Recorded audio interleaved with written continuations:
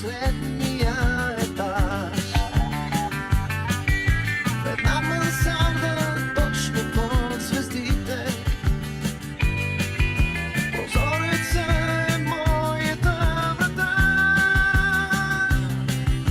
и аз вървя към тях и ги разпитвам. Здравейте, аз съм родена и пораснала по време на социализма. Свидетел съм на бурното му развитие, свидетел съм и на неговия разпад. Живеех тогава в къща. Имахме двор, тичахме, играехме, имахме много забавления, но на хората започнаха да изземват поминъка и всеки започна да се премества по големите градове, за да има училище, за да има работа. И така трябваше да се настаниме и да живеем в големия град. Тогава моя баща беше ден участник в строителството на социализма, караше панеловоз. Бяхме свидетели колко много бързо се разрастват комплексите в София. Строителството на тези блокове бяха с градинки, с място за играние. Тогава имахме къде да играеме, междублоково пространство.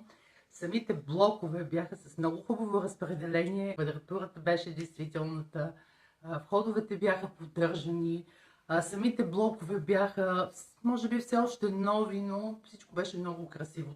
След това в годините на разпад всеки беше по-своему различен. Квадратурата беше много по-малка, че имаше раздвижване, че имаше различие. Че мебелите вече бяха различни, самото обзавеждане, защото преди това във всеки един апартамент, в който влезеш в блока, обзавеждането беше едно и също. Сега си мечтая обаче да живея отново в къща, която да бъде раздвижена.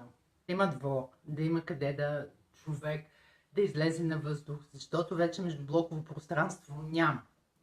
Няма човек къде да седне, няма паркове, няма място, в което човек глътка въздух да поеме в големия град. Мечтая си за една къща, която да бъде различна от останалите, защото всеки може да вкара индивидуална мисъл в това нещо и да развие своето въображение и на обзавеждане, и на построяване, и на начин на живот в него. А тогава къде ти харесваше да живееш повече? Винаги е било по-добре в къща, защото има къде да тичаш, да играеш. Дори като възрастен има къде да седнеш на въздух, има къде да се срещнеш с хора, има къде дори да си насадиш цветенца. Но когато бяхме деца и дойдохме да живеем в блок в София, тогава имаше градинки, между всички блокове имаше място за игра. И ние всички деца от блока растяхме заедно и се развивахме заедно. Сега... Родена съм 50-те години на миналия век. Израснала съм и в онова време, живея и в това. Живяла съм в къща и то продължително време. Беше тихо, беше спокойно. София беше много чиста. Хареса ми, когато започнаха да строят новите комплекси, защото имаше място между блоковете, където хората се събираха. Имаше градинки, имаше детски площадки. Ако сега ме попита някой къде искам да живея, и пак в къща. Не е голяма, но да има градинка, където да седна на моите години, да си изпия спокойно кафето, а не в тези блокове, където всеки си прави каквото си пожелае. А когато започваха да строят блоковете в цяла София, ти искаш ли да живееш в блок? Не, ние все още живеехме в къща на Възраждане и си ни беше много хубаво в къщичката, макар и с някои недостатъци. Беше си ми родна къща и си я харесах. Сега за мен аз живея в блок, но за мен блокът е като един затвор. Искам на въздух в къща да си живея. Ами в Съветския съюз бяхме в блокове, но те не бяха панелни. Това беше в град Грозни. И те се строят по по-особен начин, защото се остават едни противоземетръсни сетки, както им казват руснаците, или мрежи, тъй като там е земетръсна зона. И там и живяхме някъде почти около 5 по Рихтер земетресение, но блокове паднали нямаше. Имаше само леки напуквания, понеже е строено здраво. А вътре как бяха апартаментите? Ами, двустайни предимно, имаше и тристайни апартаменти, с по-голям хол в двустайните, с една по-малка спалня. Кухня горе-долу, както в нашите панелки. Баня и туалетна, нали? Задължително имаше вана в банята. Дилемата да се живее на село или в града е много интересна и променяща се с годините. Аз съм живял от 60-та до 2007 година в Западен парк в малък блок. Не съм живял никога в къща. Но тези блокове бяха толкова добре уредени с училища, детски градини, огромни междублокови пространства. Имахме езеро пред блока, което беше един повод да си играеме постоянно. Да, вярно, че блоковете бяха малки, но пък хората бяха задружни. Сегашното отношение на хората го няма в никакъв случай. След това се наложи да се преместим в Люлин. Тук все пак блоковете панелни и ЕПК-та също с много добро разпределение, с инфраструктура, която в новото строителство в никакъв случай не може да се намери. С междублокови пространства, училища, магазини, поща, банки, въобще всичко е много добре уредено. В сравнение с квартали нови, които се застрояват, презастрояват, никакво междублоково пространство, блоковете са на 7-8 метра един от друг, изложение дали е север, дали е юг, просто вече няма значение. Защото се губи ефект от това да отвориш прозореца и да погледнеш Витоша.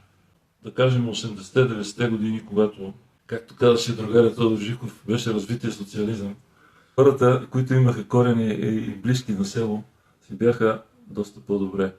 Много хора идваха да живеят в София, в големите градове, по простата причина, че всичко им беше по-удобно. Седи си до радиатора и си казва, аз тук съм си добре, тия на село да си работят. И тогава имаше една приказка, хвали селото, в града живей. Плюсове имаше и от двете страни. Но сега с този забързан живот хората търсят осамотения, затворени комплекси, къща с двор, да излезе да се почувства сам и свободен, независим.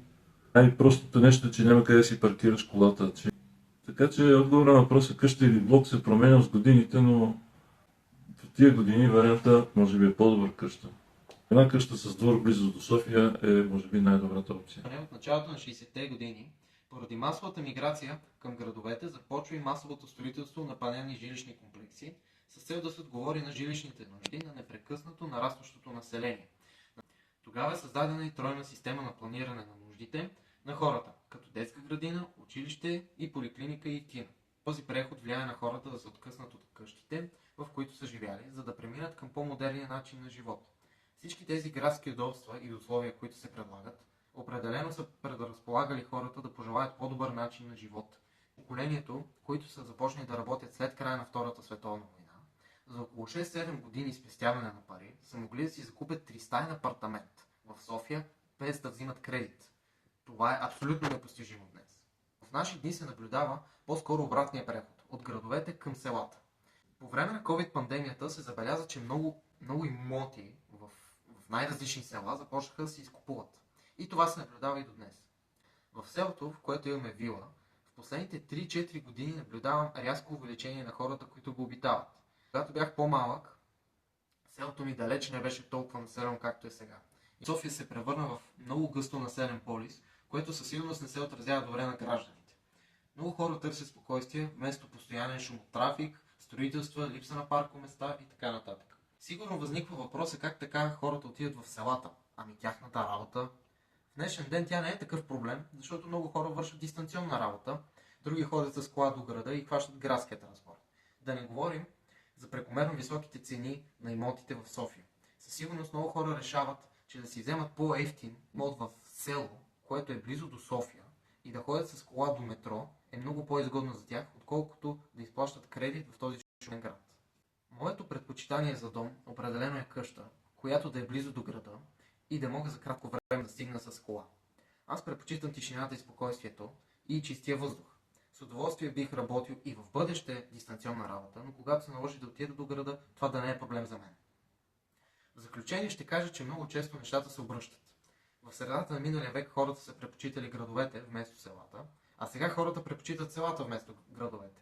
И това само след около 70-80 години. За такова време Дубай е превърнат от малко градче в мегаполис. Всъщност, може би няма значение дали живеем в къща или в апартамент. Дали живеем в града или на село.